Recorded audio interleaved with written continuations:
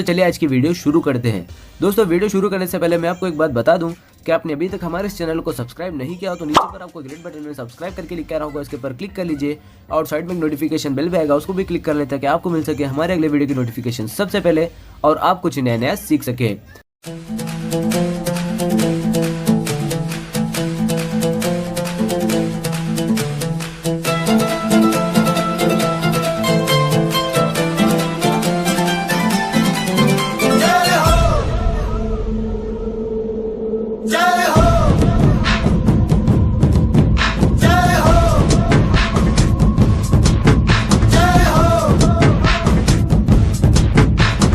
आजा आजा जिंद शामी आने के तले, आजा जरी वाले नीले आसमाने के तले। जय हो जय हो। आजा आजा जिंद शामी आने के तले, आजा जरी वाले नीले आसमाने के तले। जय हो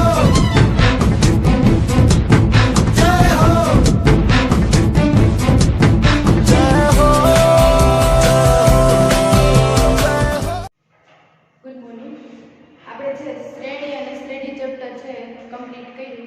હવે આપણે છે આંકડાશાસ્ત્ર 15મું ચેપ્ટર છે એ સ્ટાર્ટ કરવાના છે।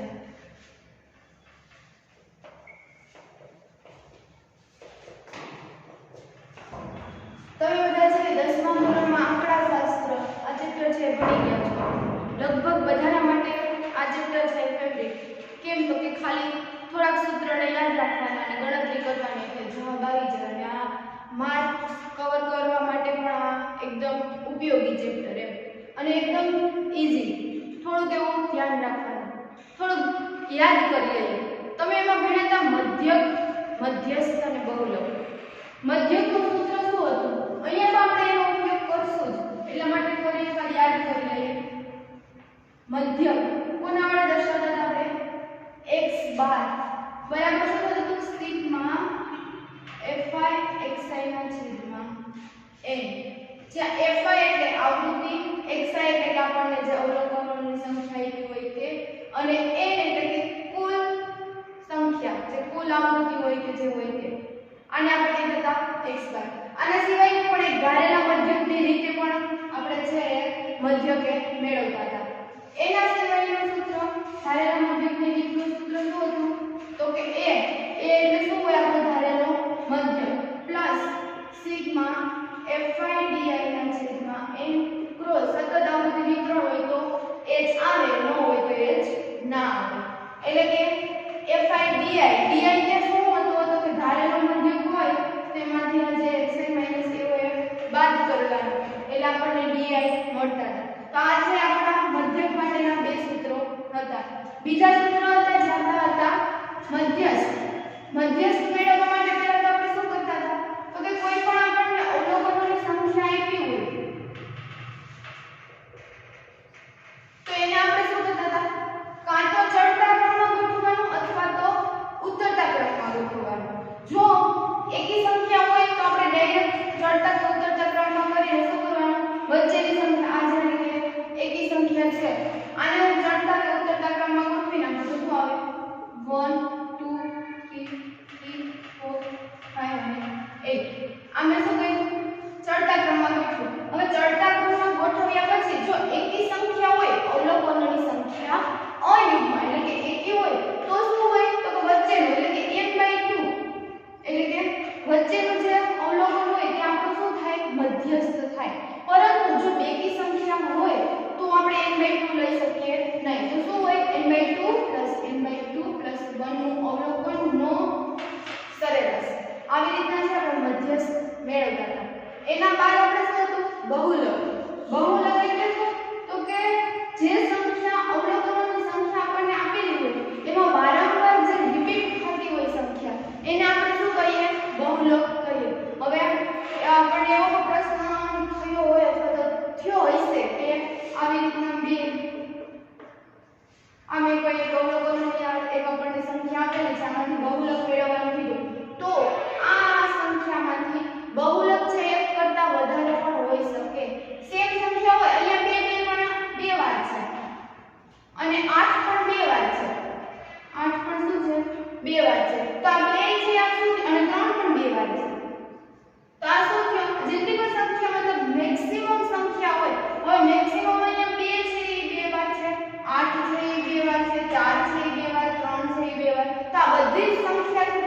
બહુલક કહેવાય.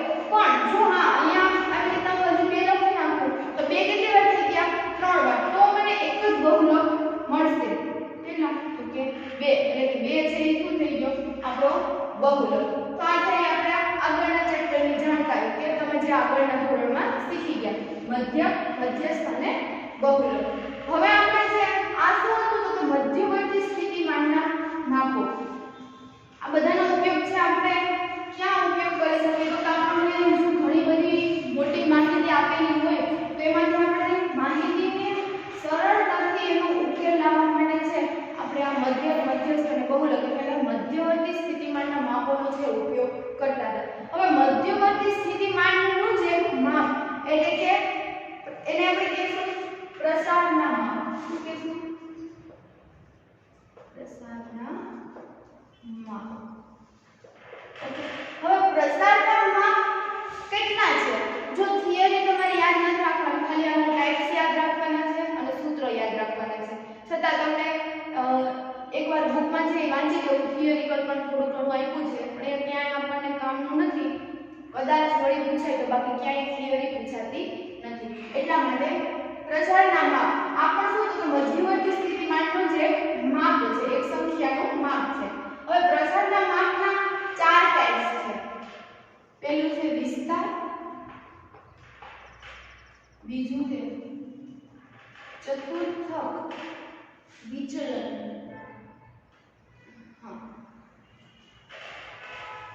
ચતુર્થક વિચલન, ત્રીજું છે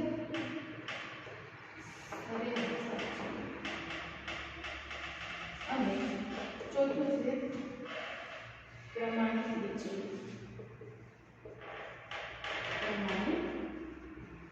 વિચલન. ઓકે, પ્રસારના માપ ક્યાં છે? વિસ્તાર, ચતુર્થક વિચલન, સરેરાશ વિચલન અને પ્રમાણિત વિચલન. હવે એમાંથી વિસ્તાર કોને કહેશું? તમારે આગળના લગભગ 7-8 માં આવતું હોય છે કે વિસ્તાર કોને કહેવાય. તો વિસ્તાર એટલે વિસ્તાર આપણને કોઈ પણ સંખ્યા આપેલી દીધી હોય, રકમ આપેલી હોય, અવલોકનો આપ્યા હોય, એમાંથી એવું કે વિસ્તાર મેળવો. તો વિસ્તાર એટલે શું થશે?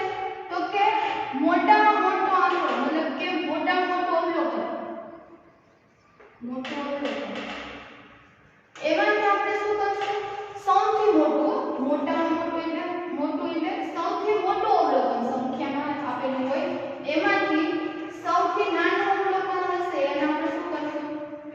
બાદ કરશું. શું કરશું? બાદ કરશું. અને આ જ આપણો શું થશે? તો કે વિસ્તાર. આપણને આવી રીતના આપેલું હોય તો વિસ્તાર આપણને મેળવવાનું કીધું હોય તો વિસ્તાર શું થાય? સૌથી મોટું અવલોકન, પ્રાપ્તાંકો જે કે બુકમાં તમારે કીધું છે પ્રાપ્તાંકોનું મહત્તમ મૂલ્ય. પ્રાપ્તાંક એટલે કે આજે આપણને રકમ આપેલી હોય એમાંથી સૌથી મોટી કિંમત કઈ છે? 9 છે. તો આપણે લખશું 9 માઈનસ બીજું શું લખવાનું વિસ્તારમાં? સૌથી નાનું અવલોકન. સૌથી નાનું અવલોકન કે છે 1 8. તો આ સંખ્યાનો વિસ્તાર શું થશે? 8.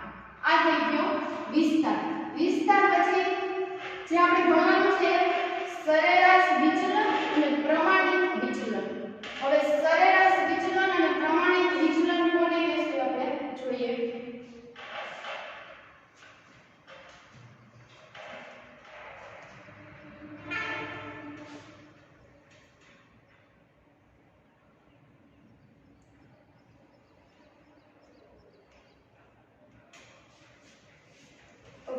હવે આપણે જોઈશું સરેરાશ વિચલન.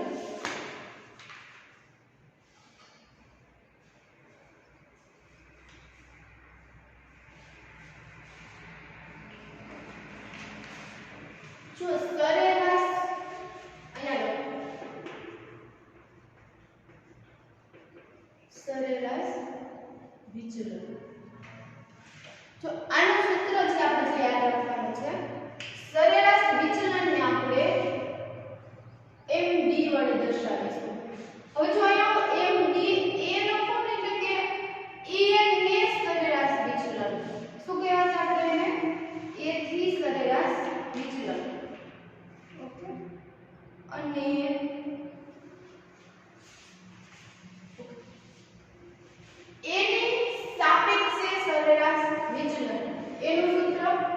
બીજું થશે x બાર એટલે શું તો કે મધ્યક એટલે કે મધ્યકને સાપેક્ષે સરેરાશ વિચલન અને ત્રીજું થશે મધ્યસ્થ કેપિટલ એને આપણે શું લખીને દર્શાવીએ મધ્યસ્થ વડે તો m એટલે કે મધ્યસ્થને સાપેક્ષે સરેરાશ વિચલન હવે આ ત્રણેયના છે એ આપણે સૂત્રો જોવાના છે તો પહેલા એને સાપેક્ષ સરેરાશ વિચલન એમાં સબમેશન આને આપણે બધા જાણીએ છીએ આને આપણે કહીશું માના xi - a ના છેદમાં સિગ્મા fi અથવા તો એને આપણે શું કહીશું n અવલોકનોનો કુલ સરવાળો અથવા તો સિગ્મા f કે જે આપણે કહેતા આવૃત્તિનો સરવાળો બંને વચ્ચે x બાર આપેલું હોય મતલબ કે મધ્યકને સાપેક્ષે સરેરાશ વિચલન કે ત્યારે એનું સૂત્ર શું થશે xi - x બાર ના છેદમાં m અને મધ્યસ્થને સાપેક્ષે સરેરાશ વિચલન કે ત્યારે શું થશે xi - n ના છેદમાં a આયા તમને ખબર છે કે આ લખવું તો લખાય ન લખવું તો પણ કંઈ નહીં i બરાબર 1 to n ઓકે બધી જગ્યાએ i બરાબર 1 to n i બરાબર 1 to n જો કાઈ નથી સરેરાશ વિચલન કીધું સરેરાશ વિચલન એટલે શું તો કે એની સાપેક્ષે સરેરાશ વિચલન કે તો xi - a x બાર ની સાપેક્ષે કે તો x બાર માઈનસ થશે અને મધ્યસ્થને સાપેક્ષે કે તો xi માઈનસ મધ્યસ્થ એટલે કે m થશે એટલે જો આયા આપણે આગળના વસ્તુનો ઉપયોગ થાય છે કે x બાર એટલે કે મધ્યક કઈ રીતે મેળવવો એ પણ આપણે જાણતા હોવું જોઈએ અને m એટલે કે મધ્યસ્થ પણ કઈ રીતે જાણતા હોય તે આપણે ખબર હોવી જોઈએ હવે જે આપણે એક ઉદાહરણ લઈએ એના ઉપરથી આપણને ખ્યાલ આવશે થોડો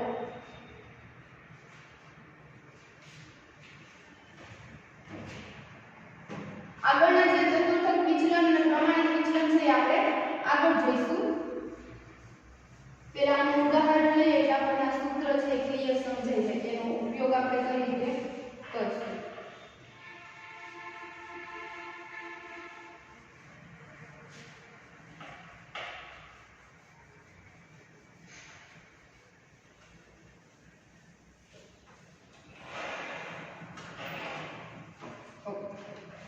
જો તમારા ઉદાહરણ આપ્યું છે એ ઉદાહરણ આધારિત જ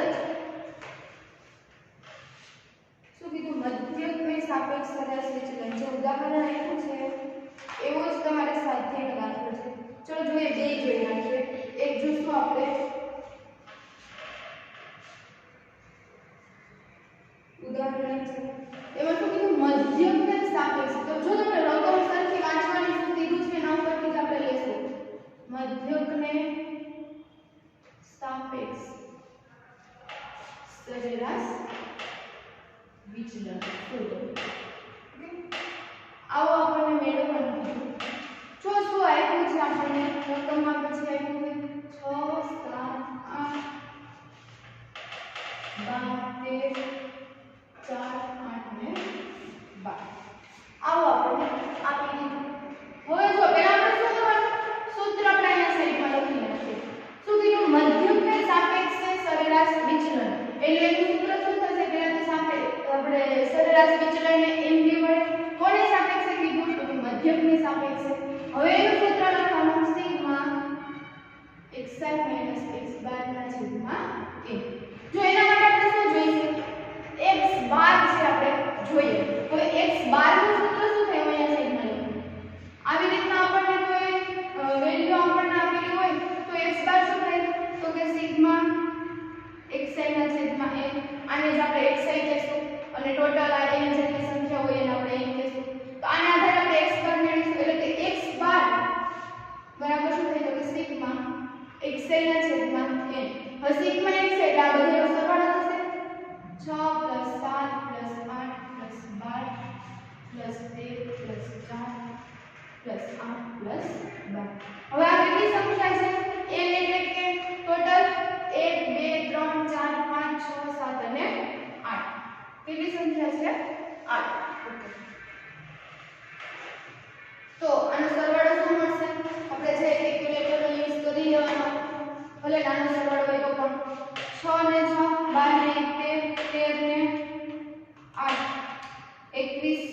12 33 ને 13 46 ને 4 50 અને પ્લસ 8 પ્લસ થશે 12 એટલે કે 70 જવાબ છે જે મને ઓકે જોઈ નાખે ફરી એકવાર 6 plus 3 plus 8 plus 12 plus 1 plus 4 plus 8 plus 12 તો સોરી અહીંયા જે પ્રમાણ અહીંયા 10 એટલે કે સરવાળો કેટલો મળશે મને 72 ના છેદમાં કેટલા હશે 8 છેદ ઉડાડશે એટલે 8 નો 72 એટલે શું થશે 9 એટલે કે મને મધ્યક શું મળ્યો x બાર બરાબર 9 હવે જો શું કીધું માનાંકમાં xi માઈનસ x બાર આ આપણું પહેલું સ્ટેપ હતું શું હતું સ્ટેપ 1 હવે શું કરશું સ્ટેપ 2 તો એમાં શું કરશું જો તમે બે પ્રોસેસ એક સાથે પણ કરી શકો અને અલગ અલગ પણ એટલે કે પહેલા આપણે મેળવીશું xi માઈનસ x બાર xi માઈનસ x બાર મેળવો તો xi માઈનસ x બાર એટલે આ xi છે આપણે અને આ છે x બાર 6 માઈનસ 9 કેટલા થશે minus 3 7 minus 9 minus 2 10 minus 9 1 12 minus 9 3 13 minus 9 4 4 minus 9 minus 5 8 minus 9 minus 1 12 minus 9 okay હવે શું થશે તો કે માનાંક કીધો આપણે તો હવે શું કરવાનું આપણું થશે સ્ટેપ 3 એટલે કે શું કરશું માનાંક xi x બાર મેળવતા હવે તમને બધાને ખ્યાલ જ હશે કે માનાંક આપણે લઈએ એટલે કોઈ પણ નેગેટિવ સંખ્યા હોય એટલે કે ઋણ સંખ્યા હોય એ પણ શું થઈ જાય પોઝિટિવ એટલે કે પ્લસ છે જે થઈ જાય તો હવે આપણને શું મળશે સ્ટેપ 3 માં આ બધી સંખ્યાને શું કરવાનું પોઝિટિવ લખી નાખવાની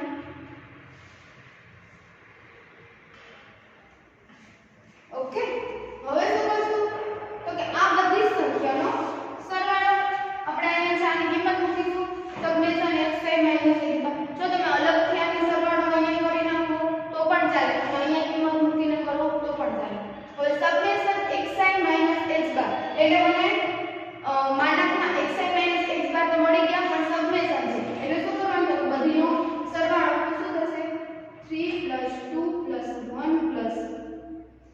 3 4 5 1 3 upon n કેટલા છે આપણી પાસે 3 6 7 ને 8 ઓકે હવે આ બધાનો શું કરશું આપણે સરવાળો કરશું 3 ને 2 5 5 ને 6 6 ને 3 9 9 ને 4 13 13 ને 5 18 18 ને 1 19 19 ને 3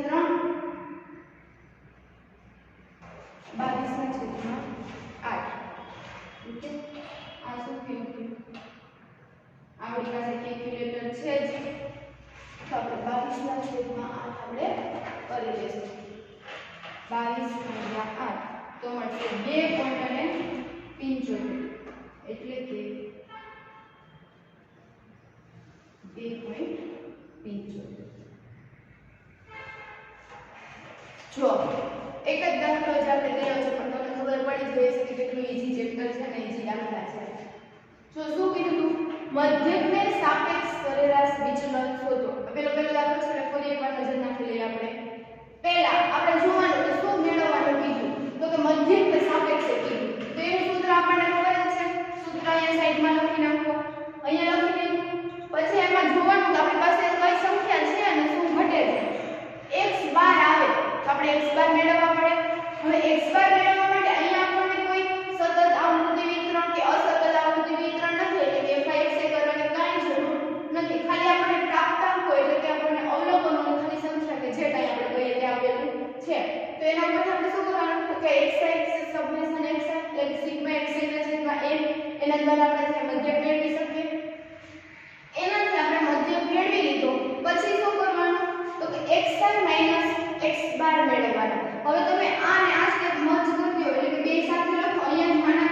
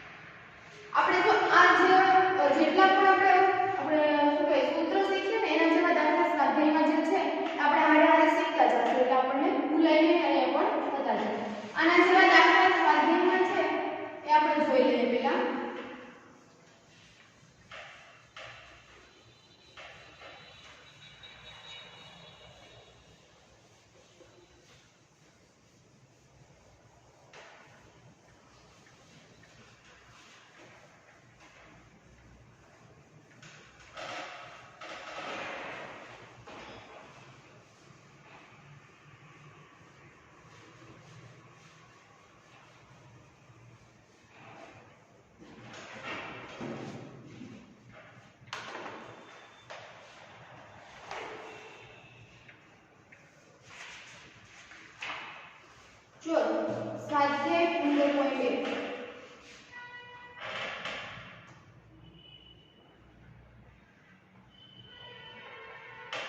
એમાં આપણને પહેલો અને બીજો દાખલો એમાં શું કીધું મધ્યકને સાપેક્ષ સરેરાશ વિચલન શોધો તો એમાંથી જો એક દાખલો હું કરાવીશ એક દાખલો તમારે કરવાનો તો પહેલો દાખલો છે જે આપણે કરીએ હવે પહેલો તો એને જેવો જ છે પણ છતાંય આપણે સ્વાધ્યાયના સ્ટાર્ટ કર્યા છે તો કરી નાખીએ પહેલો દાખલો 4 7 8 9 10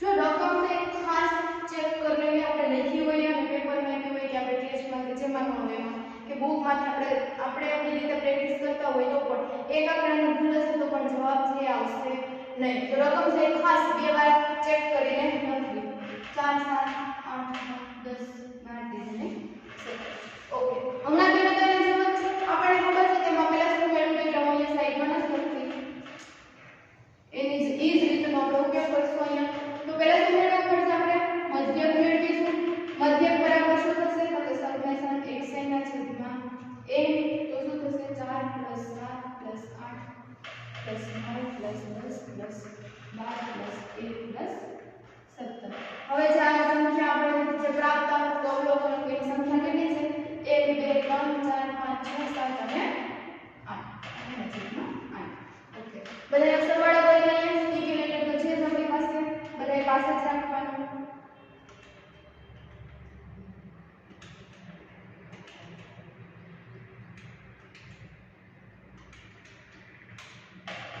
જવાબ આવશે 80 ના છેદમાં 8 આ મેળવવા આપણે x બરાબર તો x બરાબર શું થશે છેદ ઉડશે તો 10 મળશે એટલે કે x બાર મને એટલે કે મધ્યક મને શું મળ્યો 10 છે જે મળ્યો હવે શું કરવાનું તો ડાયરેક્ટ છે માનક લઈ લો આ તો સ્ટેપ 1 હતું હવે સ્ટેપ 2 અને સ્ટેપ 3 ને ડાયરેક્ટ મર્જ કરી દો એટલે શું થશે તો કે સ્ટેપ 2 માં આપણે શું કરતા હતા તો કે xi - x બાર મેળવતા હતા અને સ્ટેપ 3 માં એનો માનક લેતા હતા હું અહીંયા ડાયરેક્ટ કરી નાખું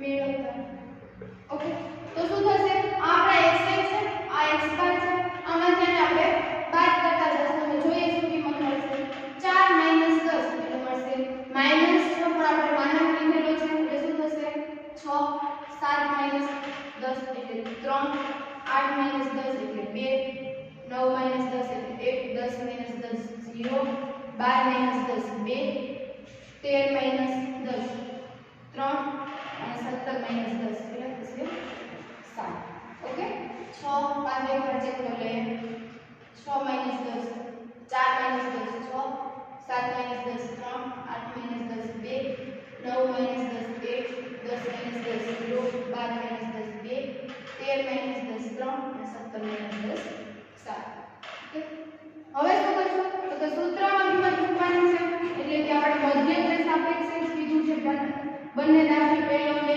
બીજો દાખલો તો આપણને ખબર છે શું આવશે સમેશન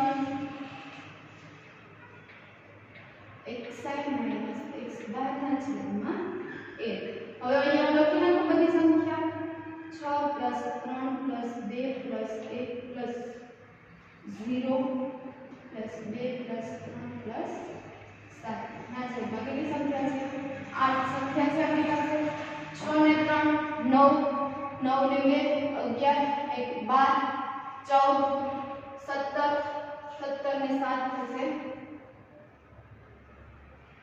24 ના છેદમાં 8 આ આપણે મળશે મધ્યકને સાપેક્ષે સરેરાશ વિચલન છેદ ઉડે ઉડાડી નાખીએ એટલે કે મળી જશે આપણને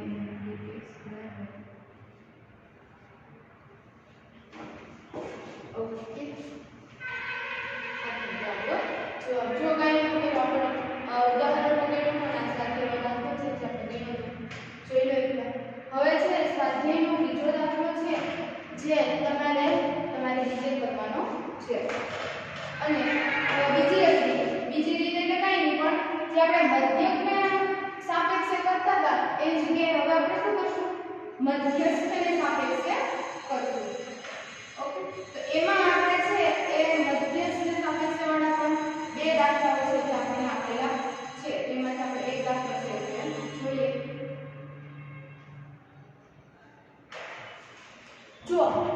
મધ્યસ્થ સાપેક્ષે છે ને એમાં બે દાખલા છે, એમાં ત્રીજો દાખલો છે ને એમાં 3 ને 3 6 12 એટલે કે યુગ્મ સંખ્યા આપેલી છે, આપણને યુગ્મ અવલોકનો આપેલા છે, તો એ હું કરાવી દઉં કેમ કે એ તમને આવડશે, કદાચ ભૂલ પડી શકે. અને જે ચોથો દાખલો છે અયુગ્મ છે એટલે એમાં તમને છે ડાયરેક્ટ આપણને મેળવવામાં છે પ્રોબ્લેમ થશે. ઓકે, તો આપણે છે ત્રીજો દાખલો જોઈએ. ચોથો હોમવર્કમાં છે, બધાએ હોમવર્ક કરવાનું છે, પ્રેક્ટિસ કરશો તો જ આવડશે આ દાખલા અને સૂત્ર પણ તો જ યાદ રહેશે.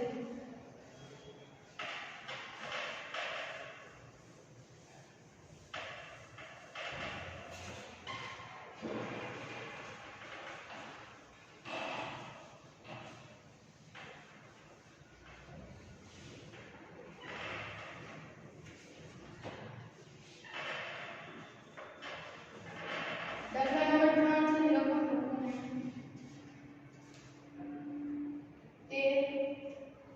17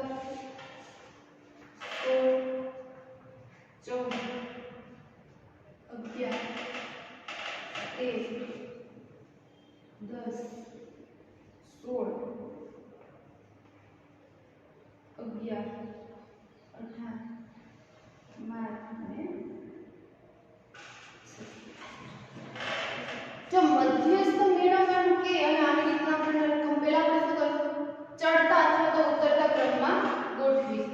એટલે કે માહિતીને કેમાં ગોઠવીશું, આપણે ચડતા ક્રમમાં ગોઠવીશું, ચડતા ક્રમમાં ગોઠવતા. ઓકે, આપણે મધ્યસ્થને સાપેક્ષે સરેરાશ વિચલન મેળવવાનું છે. પહેલા આપણે શું કરીએ તો કે ચડતા ક્રમમાં ગોઠવી નાખીએ. આપણે આમાં મધ્યસ્થ મેળવવું પડશે એટલે ચડતા ક્રમમાં ગોઠવવા માટે સૌથી નાનું 10 જે આવે છે એની જે લાઈન કરી દીધું 10, પછી આવશે 11 કેટલી વખત છે, 2 વખત 11. ઓકે, હવે થશે 12 છે, 1 વખત 12 આવેલા છે, 13 1 અને 2 વખત 13, 14 1 વખત, 15 જે આપેલા છે 16 1 વખત અને 2 વખત, 17 2 વખત અને છે. જો 12 સાથે ગણી લઈએ 1 2 3 4 5 6 7 8 9 10 અને 12 થઈ ગયું. હવે શું કરશું તો આપણને ખબર છે કે યુગ્મ હોય ત્યારે મધ્યસ્થ બરાબર શું થાય તો n/2 નું અવલોકન શોર્ટમાં લખું પ્લસ n/2 નું n/2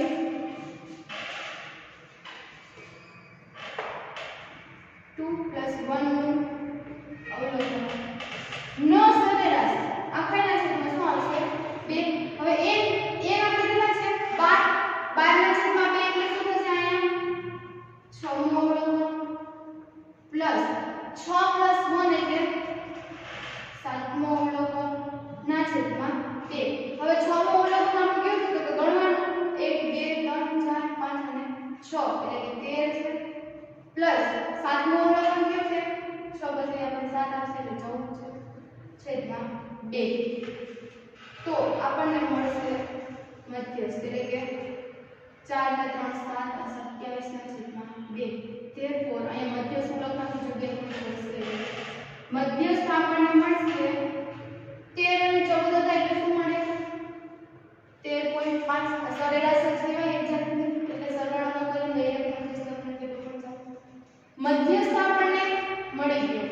હવે સૂત્ર એકવાર યાદ કરી લઈએ. મધ્યસ્થને સાપેક્ષે કીધું તો શું આવશે આપણે આપણો સરેરાશ વિચલન કોની સાપેક્ષે મધ્યસ્થની સાપેક્ષે સૂત્ર સબમેશન માનાંકની અંદર xi - m ના છેદમાં n મધ્યસ્થ મળી ગયો.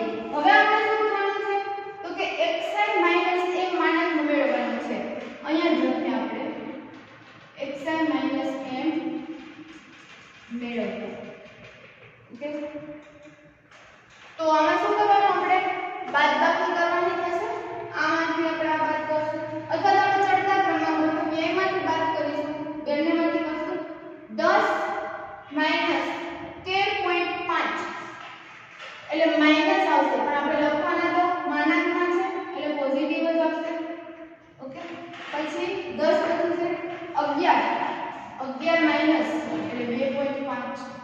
2 વાર 11 છે એટલે 2.5 પછી છે 12 માઈનસ એટલે 1.5 12 કેટલી વખત છે એક વખત છે 13 માઈનસ 13.5 એટલે શું થશે 0.5 13 બે વખત છે એટલે 2 વખત 0.5 પછી 14 માઈનસ 13.5 એટલે 1.5 થશે પોઝિટિવ જ આવશે 16 માઈનસ 13.5 એટલે 3 આવશે 3.5 ઓકે 16 માઈનસ 3.5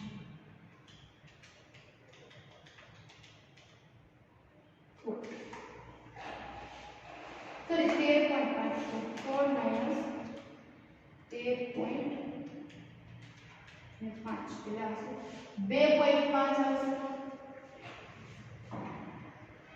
પણ 16 આપણી પાસે 2 વખત છે એટલે 2.5 17 માઈનસ આવશે એટલે 1.5 2 વખત 17 છે અને 18 માઈનસ એટલે આવશે તો અહીંયા આવશે 3.5 અને 18 એટલે આવશે 4.5 કરી નાખીએ ફરી એકવાર ચેક કરી લેવું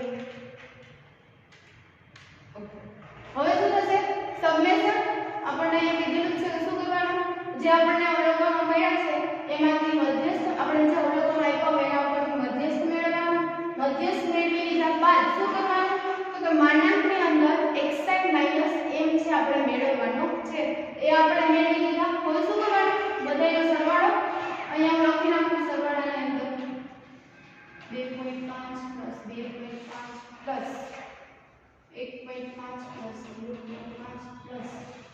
0.5 plus 0.5 plus 1.5 plus 2.5 plus 2.5 plus 3.5 plus 4.5 ના છે આ બધી સંખ્યાનો સરવાળો કરો 3.5 plus 2.5 plus 2.5 plus 1.5 plus 0.5 plus 0.5 plus 1.5 plus 2.5 plus 2.5 plus 3.5 plus 3.5 plus 4.5 એટલે આપણને મળે છે આનો સરવાળો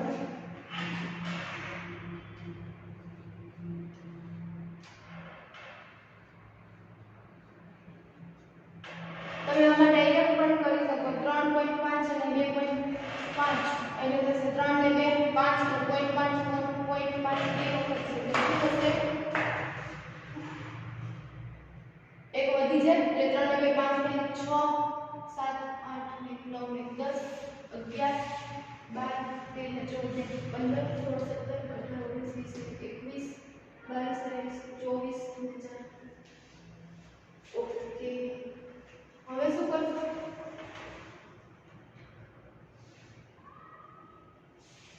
તો આપણને જવાબ મળી જશે 28 પંજા એટલે કેટલા થશે કેલ્ક્યુલેટરમાં કરી નાખીએ 28 પંજા 8 એટલે મળ્યા આપણે 3 મધ્યસ્થની સાપેક્ષ આમાં એક ખાસ ધ્યાન શું રાખવાનું કે જે આપણે મધ્યસ્થ જે મેળવવાનું છે ને એ એકી છે કે બેકી એ આપણે ચેક કરી લઈએ એટલે આપણને છે સરળતાથી આપણને છે જવાબ મળી જાય હવે છે આનો ચોખ્ખો દાખલો છે શું કરવાનો છે તમારે લોકોએ હોમવર્કમાં કરવાનો છે અને આના પછીની આપણે એક રીત આવે છે આ આપણે ખાલી આપણે અવલોકનો એકલા એકમ હોય તો એ રીત આપણે જોઈ નેક્સ્ટ આપણે જોઈએ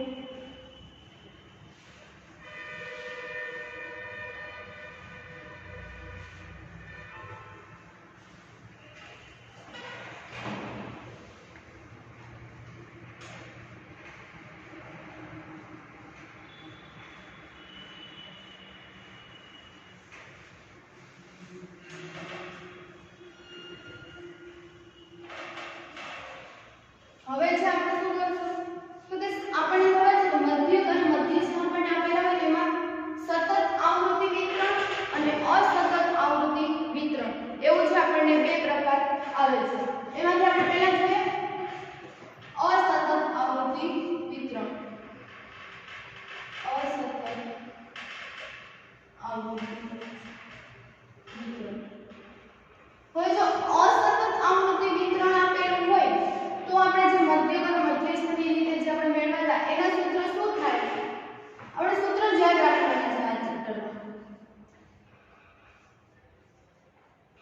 મધ્યકને સાપેક્ષે સરેરાશ વિચલન મેળવવાનું કીધું હોય અને આવૃત્તિ વિતરણ અસતત હોય તો આપણને મળશે સમેશન, આપણને ખબર છે fy xi ના છેદમાં સમેશન fy અથવા તો આને આપણે શું લખીએ સમેશન fy xi ના છેદમાં n આ છે જે આપણે લખીએ છીએ. સોરી આ આપણે x બાર માટે લખીએ. કોના માટે? x બાર માટે. તો આના ઉપરથી આપણને ખ્યાલ આવી ગયો છે કે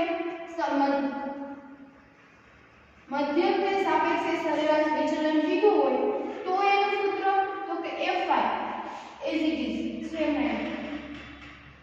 ફેર ક્યાં આવશે?